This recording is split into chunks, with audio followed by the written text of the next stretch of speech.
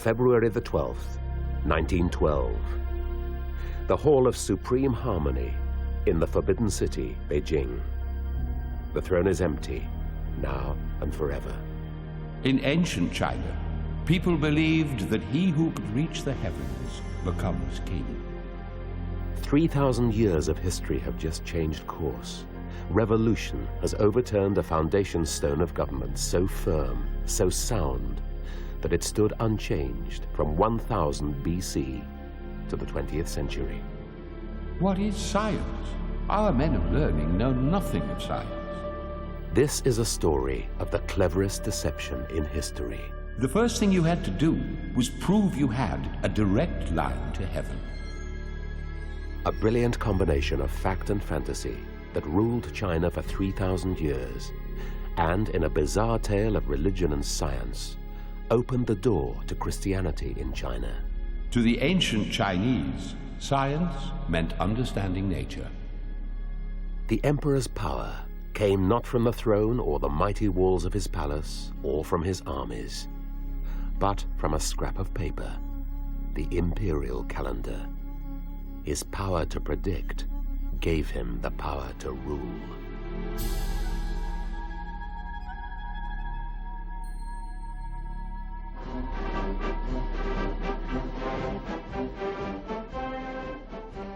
Chinese communist leaders today must surely marvel at imperial power. They can look back with envy at how countless emperors awed the Chinese masses with their powers of predicting the future. Those predictions satisfied a deep human craving for certainty about the future. 毛主席询问着钢铁生 50 years ago, when communism came to China, it tried to create a cozy and certain future.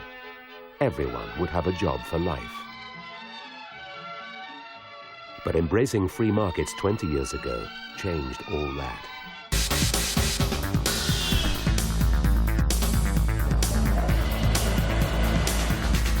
No country has ever attempted so much in so little time and with so many people.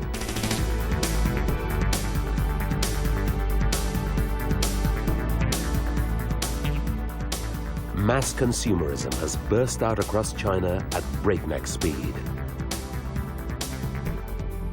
Share dealing is easy through hundreds of exchanges or on the internet through one of the world's most advanced trading systems. But it comes at a price. On the 25th and 26th of June, I bought some shares. That was in 1998. Soon after that, the stock market slumped and it's continued going down. I've been trapped inside ever since. Life has never been more uncertain as the Chinese grapple with capitalism. China's stock market. It's not an investment, it's speculation. Around 90% of the people here are losing money.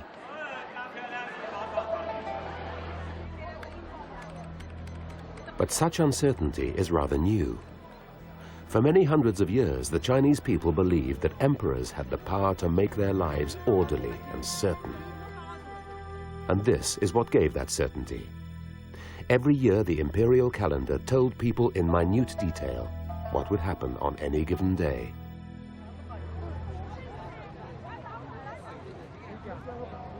Its power is so deeply ingrained that many enterprising publishers in China and overseas are still printing the calendar the emperors abandoned in 1911.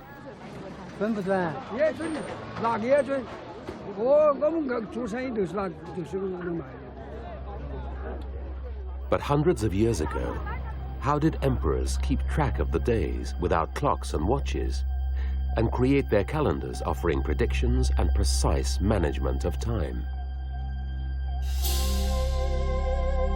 Once, it looked to outsiders as though you had to import knowledge from Europe if you wanted to do astronomy in China. Indeed, at the turn of the last century, that's exactly what Christian missionaries did here, just outside Shanghai. Dr. Jiang Xiaoyuan has researched how Jesuits brought Western science to China in an attempt to win converts. Dr. Jiang is an historian of astronomy and his quest is to piece together the whole extraordinary story of stargazing in China.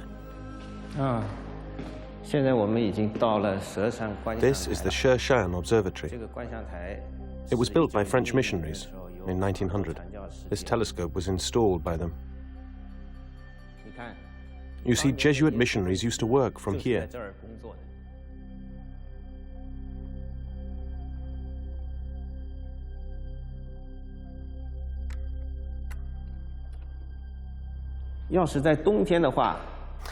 In the winter, it was very cold.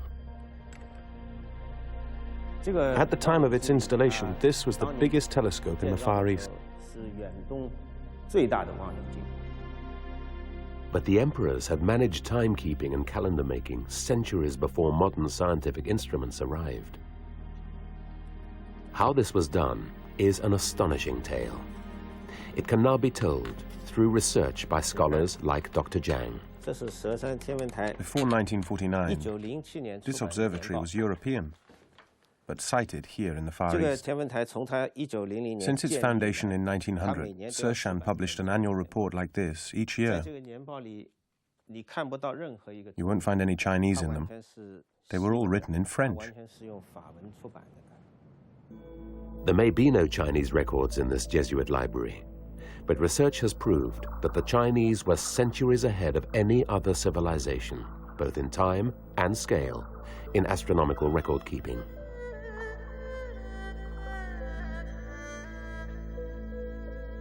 Halley's Comet appears in the skies every 76 years, as first predicted by the British astronomer royal Edmund Halley in the 18th century.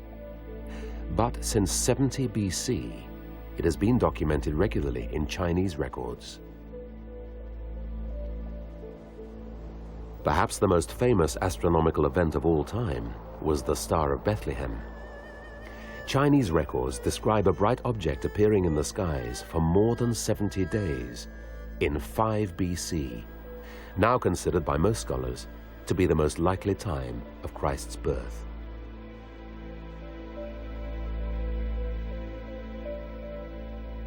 Meticulous record keeping was second nature in the country that invented paper and printing. This book-rich culture accumulated vast archives, and within those, the records of the astronomers were the very foundation of imperial power.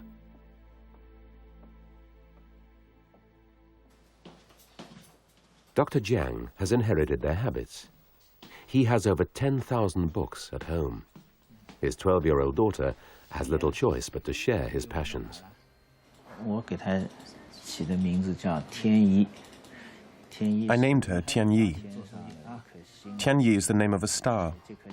According to Chinese star catalogues, the star Tianyi was a legendary female emperor. But how exactly did the emperors use their vast astronomical records? In ancient China, very ancient China, one thing that people believed was that he who could reach the heavens becomes king.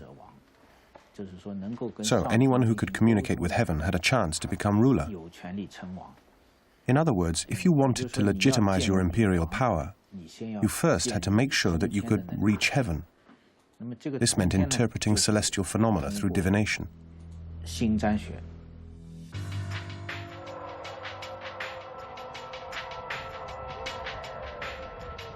Winning battles is just one step to power in China.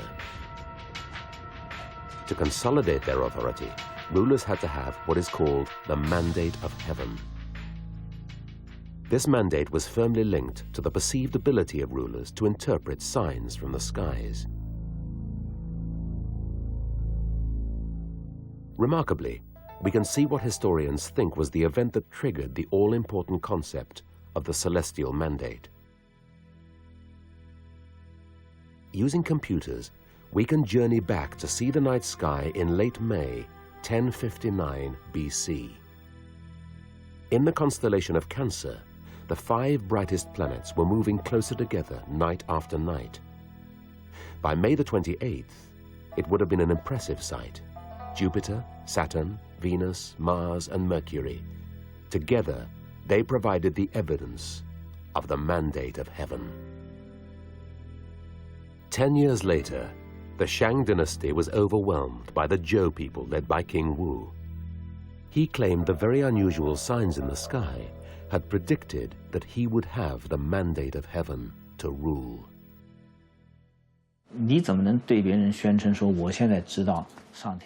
How do you think you proved that heaven had given power to you? Well, the first thing to do was prove that you had a direct line to heaven. You build, just like King Wen of the Zhou built, a spirit platform. In other words, an imperial observatory. Then you set your diviners to work on it, and everybody thinks that you are communicating with heaven, you see. Only then do you have the right to exercise imperial authority. This tradition lasted for 3,000 years.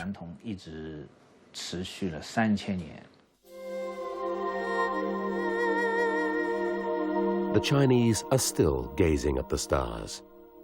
Dr. Sun Xiaochun and Dr. Zhu Jin became fascinated with astronomy at university.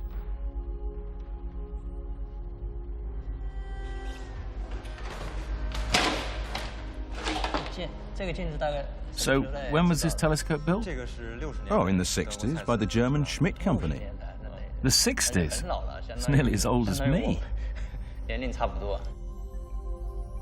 At this observatory near Beijing, Dr. Zhu helped discover a comet which is named after him and an American colleague. Zhu and Sun would have been as one with their stargazing ancestors on the need for accurate observations. But they might well have differed over mixing astronomy and astrology. There's a considerable astrological element in ancient astronomy. It was thought that people on Earth were very much influenced by what happened in the heavens. So by continuously observing movements in the sky, the astronomers thought that they could predict the future. Today, we might not consider this as science at all. But to ancient Chinese, astrology was an inseparable part of understanding nature and the relationship between man and the universe.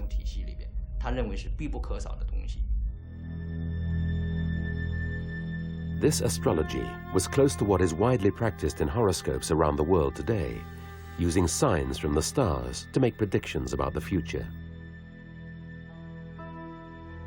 But in China, interpreting signs from the stars was never for the masses. For 3,000 years, the records gathered by Chinese astronomers were for one man alone, the ruler, and for one purpose, keeping him in power.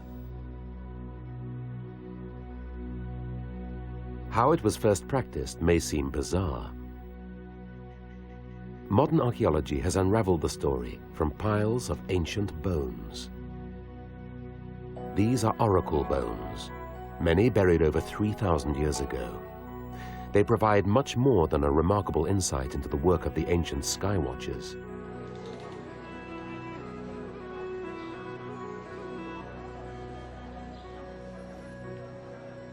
In his home city of Nanjing in southern China, Professor Xu Jianta has spent a lifetime deciphering the ancient message in the bones. Professor Xu is searching for a suitable bone, just like those used thousands of years before.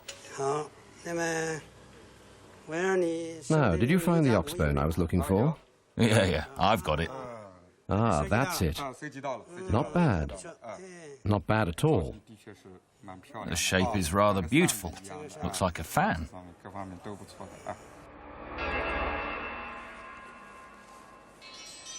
The purpose of the bone was to carry a message. Right now, I'm copying an original oracle bone. The record's very simple. On a particular day, there was a sunspot.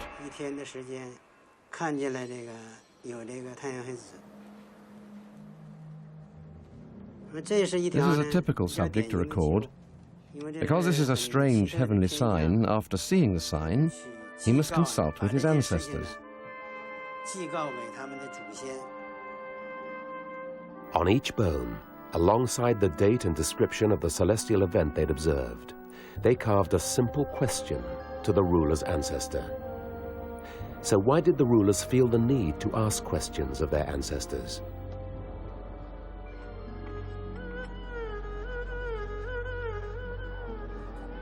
Ancestors in China have always been revered. People still believe the spirits are a channel to revealing the future. Daily, you can still see people at temples seeking predictions. One method involves numbered sticks. You shake the sticks until one falls away. When interpreted correctly, the number is the key that unlocks your future.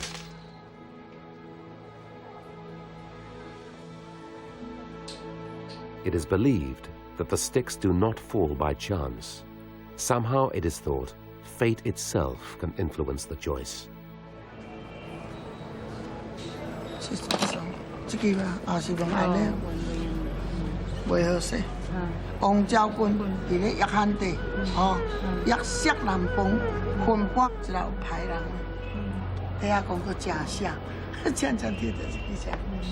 Oh.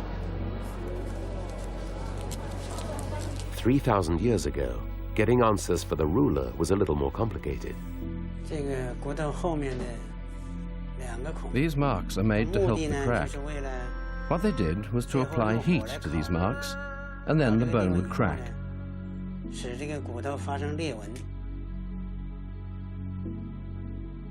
It was the direction of the crack that indicated the answer, yes or no, good or bad. The people of Shang took signs from heaven very seriously. Any sign from heaven was taken to indicate an important event.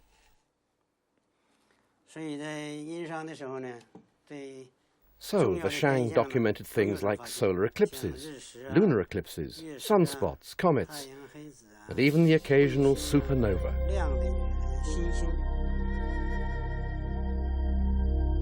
What happened before oracle bones, we may never know. But what followed was a long tradition of record keeping, the value of which is only now coming to light. Dr. Sun uses these ancient records to verify computer simulations of the ancient skies. There are many astronomical records from ancient China. Those records are very detailed, recording the stars and noting changes in the sky, so they are of great importance to modern astronomy. In a bureau dedicated to astronomy, emperors kept teams of officials to watch the sky and report on what they saw there. On August the 27th, 1054, royal astronomer Yang Wei-de reported to the emperor what he called a guest star. I have observed the appearance of a guest star that has a slightly iridescent yellow color. This is a sign to predict the greatness and prosperity of your reign. What Yang had seen was a supernova, a star ending its life in a spectacular explosion. 900 years later, this is what is left, the Crab Nebula.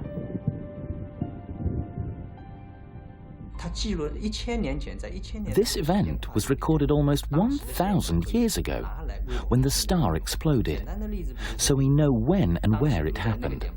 If you look there now, there is a vast cloud, a nebula. Using the old record, we can see precisely how the nebula has changed over a given length of time. It helps us build a model for modern astronomical physics.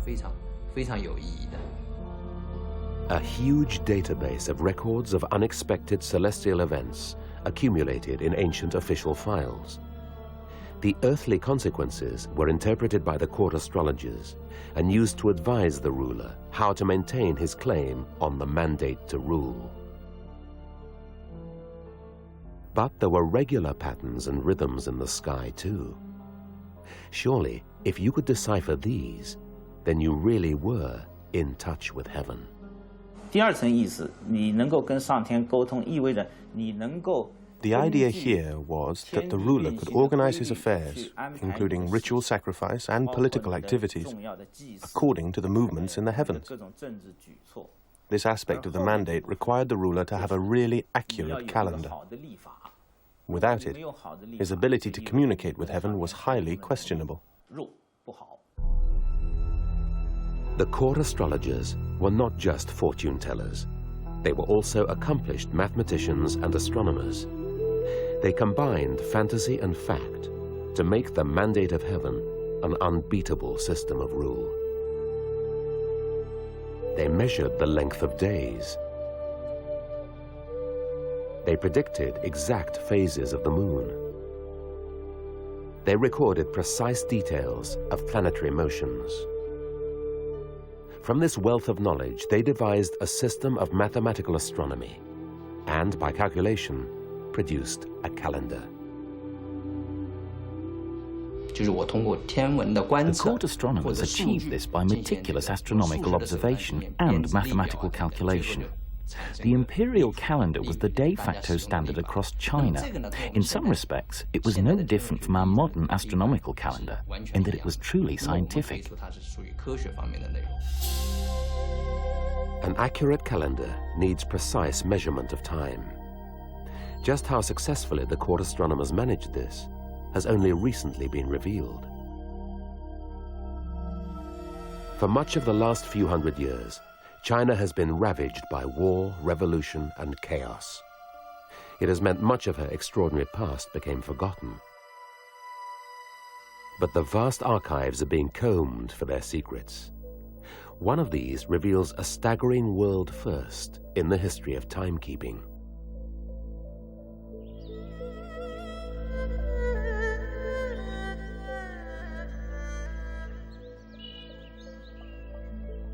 The inventor was a court official named Su Song.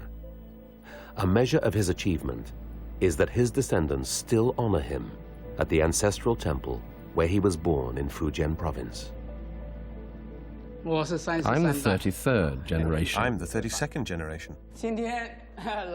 Today we come to the temple of our ancestor, and this is Su Yi. He's the first generation of the Su family. Su Song is the 6th generation, and he's the greatest of them all. Su Song's vision was a giant clock built in 1078 while William the Conqueror was still on the throne of England. He displayed an understanding of earthly mechanics and heavenly motion that was nothing short of genius. The water clock was the origin of all clocks. It was a great invention. Is that true? It is. It's acknowledged by the whole world. What Su Song did was to devise the world's first escapement mechanism, the key to accurate timekeeping.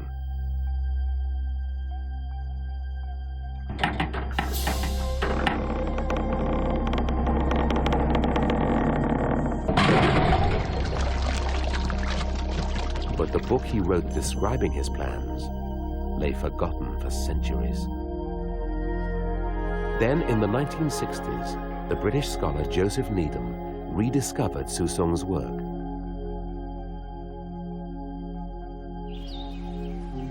In Suzhou, just west of Shanghai, Chen Kaige, a clockmaker, has spent years replicating Su Song's clock to prove conclusively that it existed and that it worked.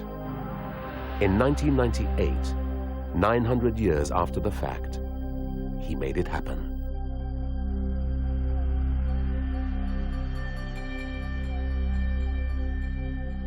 The original was 33 feet high and needed 3 8-hour shifts of watermen to keep it fed 24 hours a day.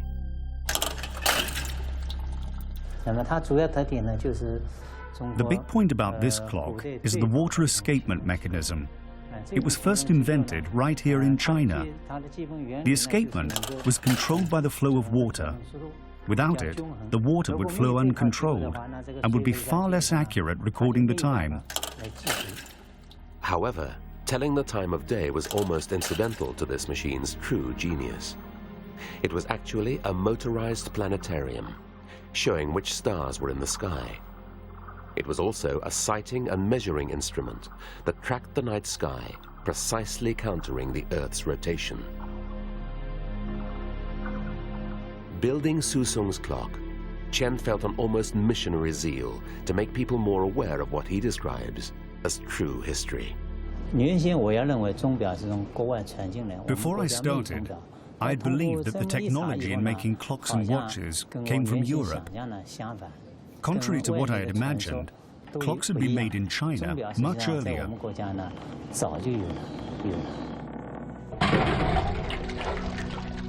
Su Sung was a man quite literally centuries ahead of his time. After he died, his clock was not maintained. It eventually stopped, and his astonishing achievement became forgotten history.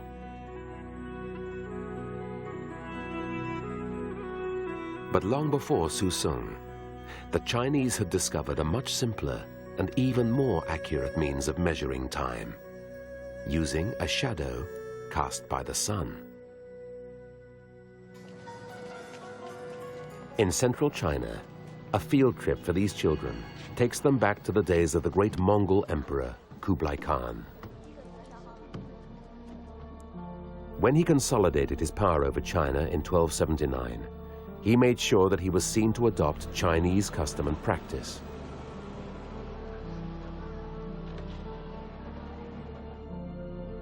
Anxious to substantiate his claim to the mandate of heaven, he instigated a new imperial calendar. Kublai Khan's influence reached far beyond the boundaries of China. He knew of an exceptional astronomer from Persia, Jamal al-Din, and hired him for the task. The mandate would be secure. But as these children are about to learn, he took another key step to ensure his calendar was accurate.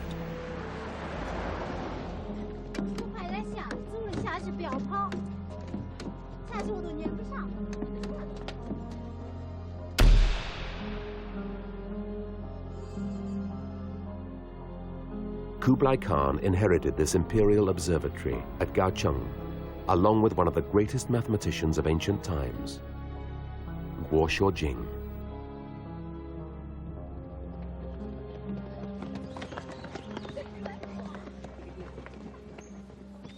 Built to his design during the early years of the great Khan's reign, 4 stories high, its sole purpose was to hold a horizontal bar that casts a shadow on a giant ruler.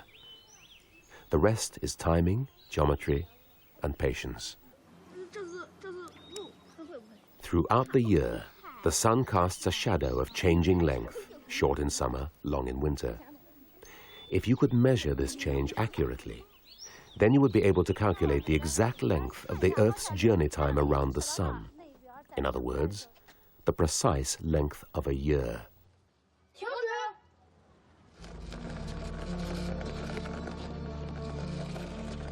This was much more than a giant sundial.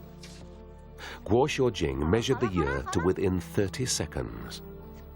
The final mathematical calculations took the mind of a genius.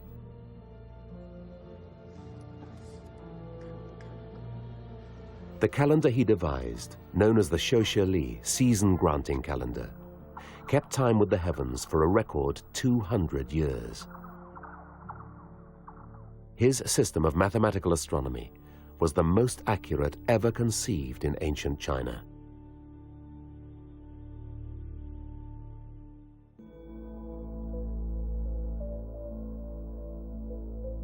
Daily life in imperial China was rigidly ruled by time.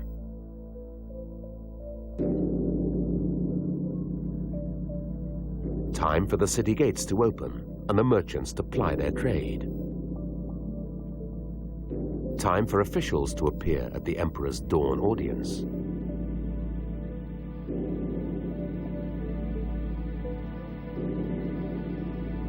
And throughout the night, the watchmen patrolled the streets. They're still on duty in rural China, calling the hours.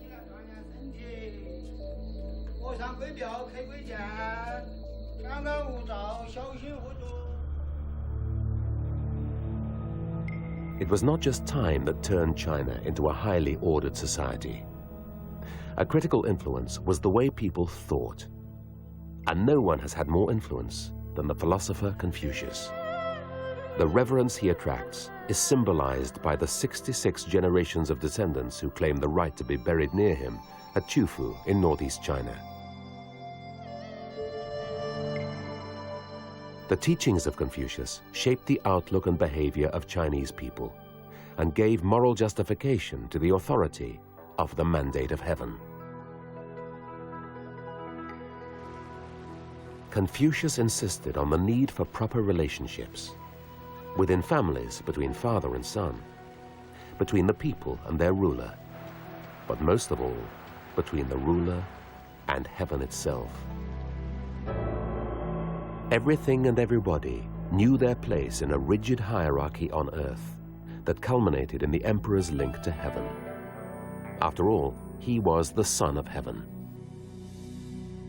And there in the heavens was the justification. All you had to do was look up. If you watch the sky all night, as ancient Chinese court astronomers were duty-bound to do, the sky rotates around the stationary pole star, Polaris. All the other stars appear to move in circles around it. This hierarchy in the heavens suited the ruler very well indeed. The ancient Chinese star map was a reflection of Chinese society. Everything on Earth can be found in the heavens too, and it's clearly hierarchical. For example, around the pole star, that is the emperor, we see all the important stars. Here's the prince, the empress, and around them all, the heavenly forbidden city. The heavenly forbidden city is the vast palace at the heart of modern Beijing. Most visitors to the city miss the fact that they're moving through a huge and ancient visual aid to understanding the whole basis of the Chinese cosmos. Near the horizon line in the south, there we see low-ranking stars such as farmers, frontier soldiers and horsemen. Apart from hierarchy, you can also find heavenly palaces, heavenly temples, heavenly stables, even a heavenly toilet. It had almost everything. The heavenly temple in the sky has its counterpart on Earth.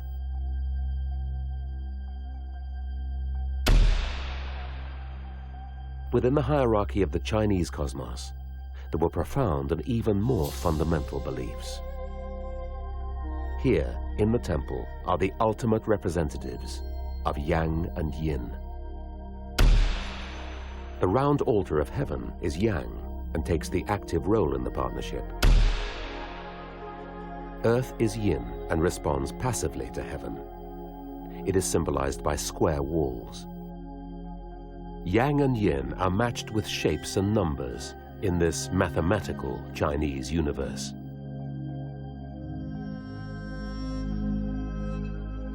This map gives a bird's-eye view of Beijing. Aligned in the middle and central to the cosmos and the human world was the great imperial palace.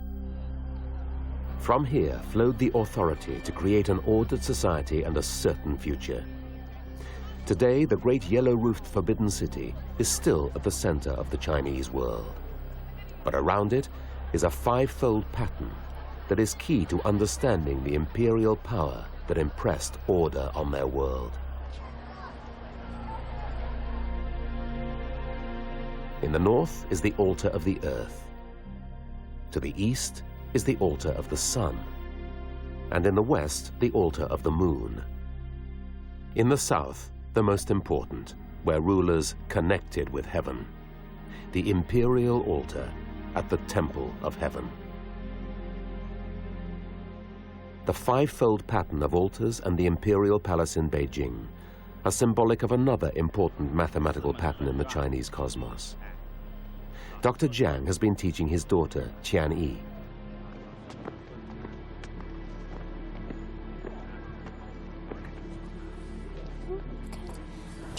Look, it's my name. Oh yes, Qianyi. This is how the ancient Chinese explained the origin of the universe. I know what this means. In the beginning, the world was just a ball of gas. This gas separated. The light and pure gases became heaven, and the heavy polluted ones became the earth.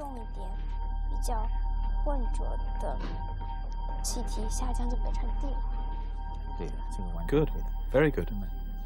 Now from here they separated even more.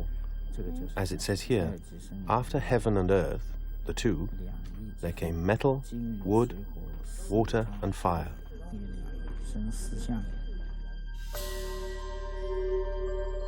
Metal, wood, water, fire, with earth were thought to represent the 5 basic processes behind the entire cosmos.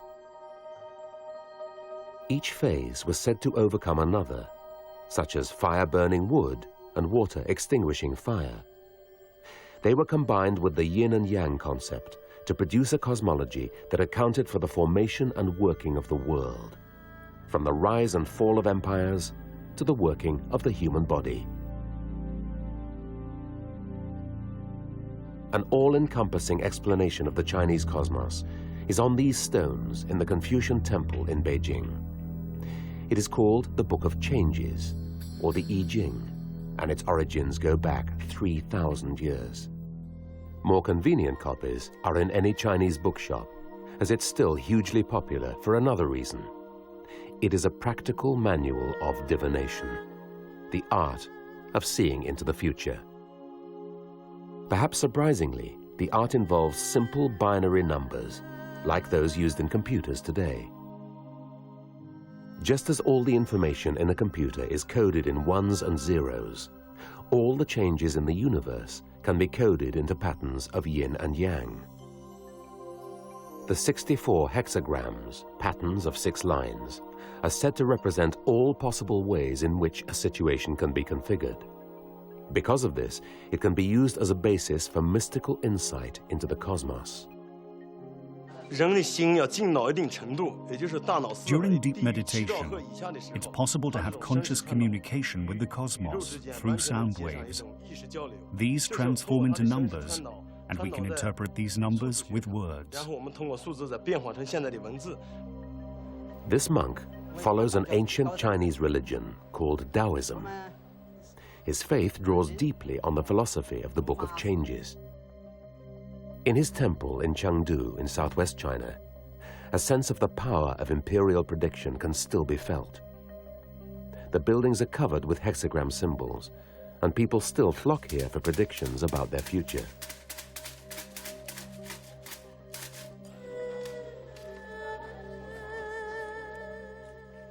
Taoism may seem remote and unworldly, drawing on the ancient Book of Changes.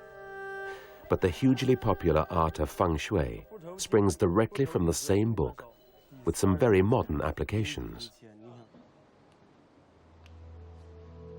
Freeman Feng is a Hong Kong businessman. He's also a feng shui master. Feng shui was developed from the Book of Changes. So when I tried to get to the heart of feng shui theory, I went back to the Book of Changes for inspiration. Feng shui means wind and water. It attempts to make the impact of man on the environment as sympathetic and as productive as possible. Many buildings are constructed in consultation with a feng shui master, as was done for the HSBC Bank headquarters in Hong Kong. Whatever the structure, the feng shui practitioner can set right a sick environment. It can be as simple as installing a bowl of water that will place the 5 phases in harmony.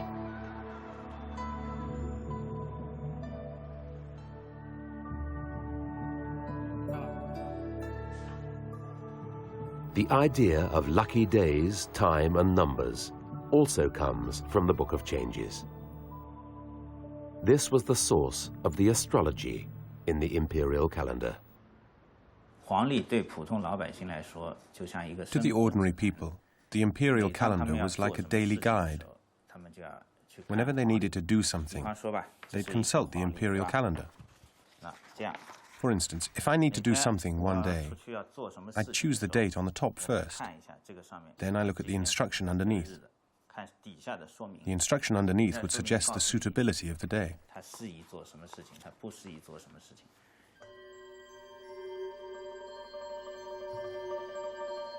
The tradition of choosing lucky days is still deep-rooted. For many Chinese brides-to-be, to ignore it is a risk just not worth taking. This is Hangzhou, a couple of hours to the southeast of Shanghai. Wedding studios are very popular in China for the all-important photographs.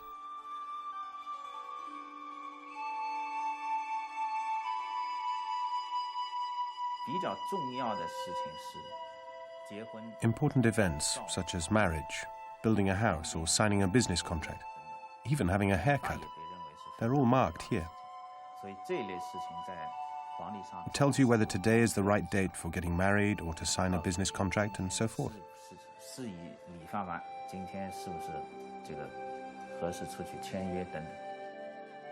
So how did the calendars gain such a deep hold on the Chinese? The reason is the clever mix of Chinese beliefs, astrology and astronomy. The calendars showed the phases of the moon and eclipses. When these happened as predicted, everything the emperor had foretold was believable. The mandate of heaven was secure. The way to calculate the dates in the calendar was certainly scientific, as it was based on the movement of the sun and the moon. But the astrological parts of the calendar, which instructed people what to do, were not at all scientific. This was really no more than superstition.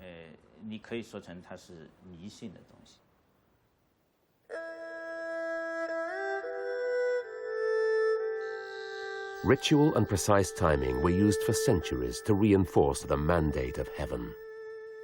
So it is not surprising that even the emperor's sex life was reduced to a rigid schedule, as the imperial records reveal. The lower-ranking women come first, the higher-ranking last. The assistant concubines, 81 in number, share the imperial couch 9 nights in groups of 9.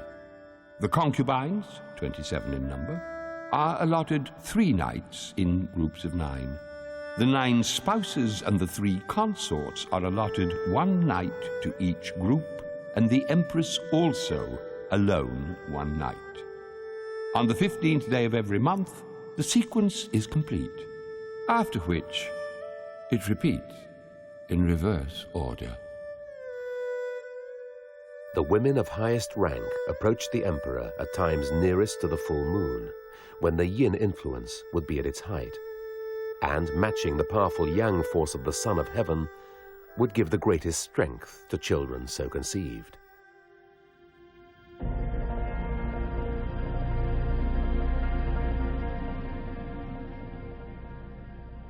But during the 15th century, the heavens began to fall out of harmony with the earth. Calendars began to get dates wrong. Unlike the brilliant Guo Xiaojing, the court astronomers could not get the timings right. The mandate of heaven was threatened. So what had gone wrong?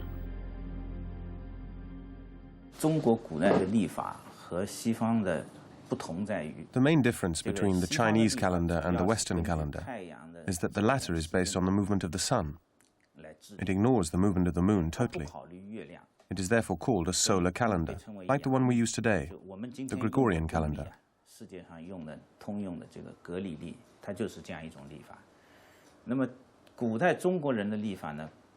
The ancient Chinese calendar follows not only the movement of the sun, but also the movement of the moon. The first day of each month is always the time of the new moon. The 15th is always the full moon.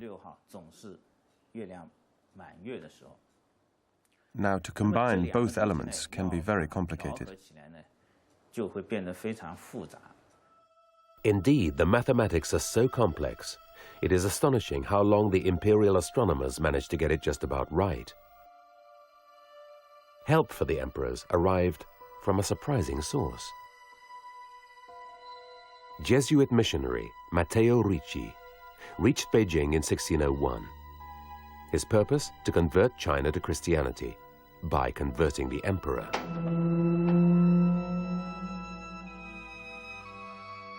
Other missionaries followed, such as Adam Schall von Bell, bringing the first telescope ever seen in China. After predicting an eclipse more accurately than the Chinese astronomers, they were assigned the task of recalculating the now ailing imperial calendar. But time was running out. The country was ruled by terror, and famine finally convinced people that the emperor had lost the mandate. The last Ming emperor, Changzhen, left these thoughts before committing suicide.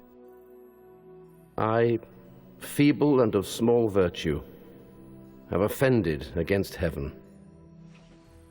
Shortly after he died, Manchu warriors swept in from the north to establish the new Qing dynasty. So had the efforts of the Jesuits been in vain? Two scholars have been searching the archives in Beijing and at the Vatican in Rome for answers. Catherine Jamy is French, and Han Qi is Chinese. The Ming dynasty never had the time to change the calendar. And when the Manchus overtook Beijing, Adam Charles von Bell went to them and presented to them this calendar, which was very important because one of the first things a new dynasty needed in order to be a proper Chinese dynasty was an accurate calendar. And so you've got the Western barbarians helping the Northern barbarians to rule China in a proper Confucian way. So the Jesuits used science to prop up imperial China. But did this not conflict with their Christian mission? For them, there was no contradiction.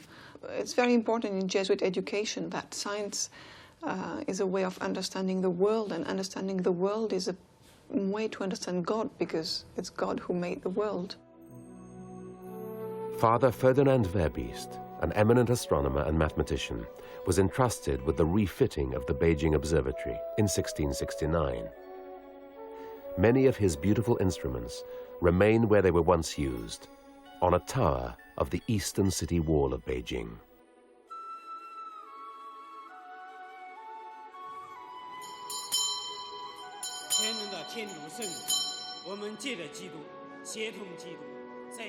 The Jesuits also made some converts, and the legacy of their mission lives on, such as at this cathedral in Shanghai.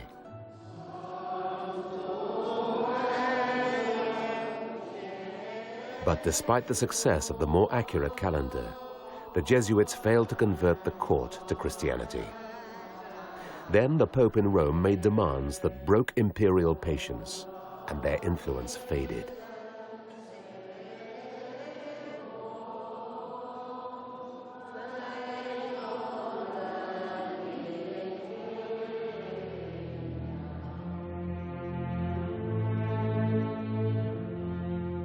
By the end of the 19th century, the outside world had knocked too often at China's door, and something had to give. A wonderfully poetic view of the natural world was about to be sacrificed on the altar of modernity. The Qing dynasty collapsed in 1912. The new republic was ushered in, just like dynasties before, with a new calendar. Only this time, it was the Western Gregorian calendar. By 1919, the desire to modernize was overwhelming. Chen Duxiu, who became one of the founders of the Chinese Communist Party, asked, "What is science? Our men of learning know nothing of science. Thus they make yin-yang signs and beliefs in the 5 elements to deceive the people." His words foretold the end of a system that had lasted 3,000 years.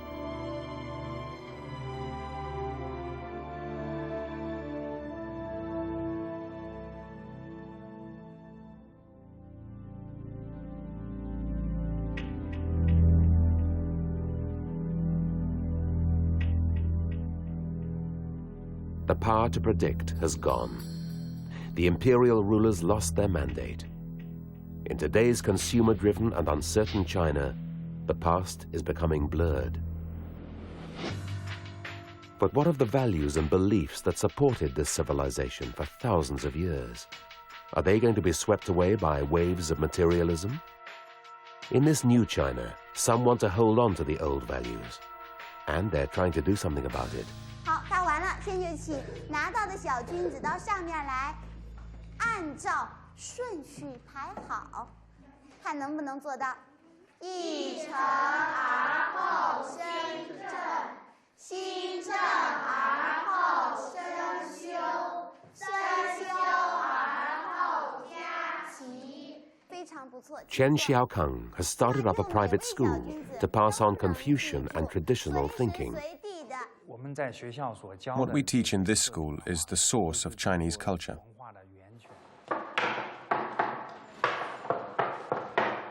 Chen is a Harvard-trained lawyer with businesses that range from bakeries to consulting for major American companies.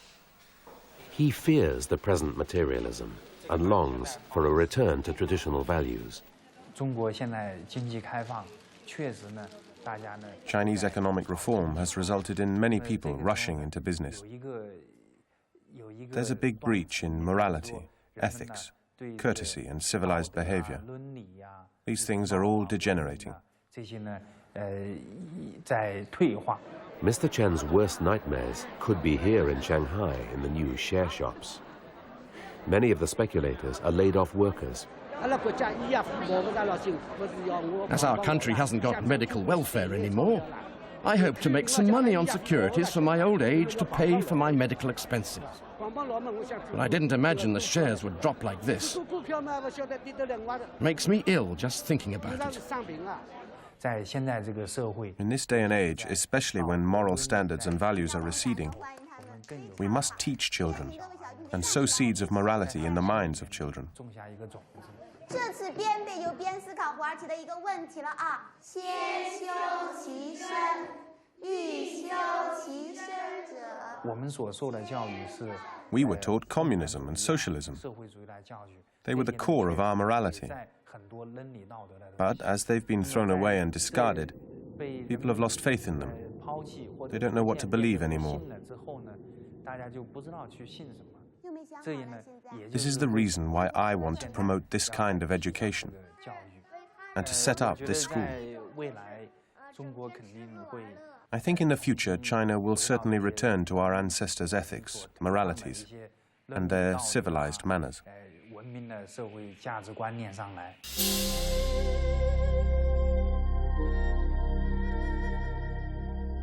The power to predict as a sign of divine right to rule required the efforts of thousands of astronomers, mathematicians, engineers, and craftsmen over a time span of 3 millennia. The astronomical bookkeeping alone is a priceless Chinese legacy, now open to the world of universal science. These records are in fact serving us. Our life has become the beneficiary of our ancestors' work. Human life is so short when compared with the age of the universe. The older the records are, the more valuable they can be. But that's not all that has been left behind. Like echoes of the Big Bang itself, some remnant lives on in people's subconscious. Outwardly, it may appear that for 3,000 years, China was ruled by a clever deception. The power to predict appeared to come from heaven itself, the divine right of the chosen Son of Heaven. But beneath the surface, there were rules and values, an automatic responsibility on the part of the rulers to prove their worth. The people's and the rulers' obligations were clear. As these children are taught, a good person is the basis for a good family. A good family is the foundation for a governable state. If you can rule the country properly, then there will be peace under heaven. In the brave new world of 21st century China, some of China's children are being molded to those historic ideals. Perhaps they will find a way to return to a more certain world.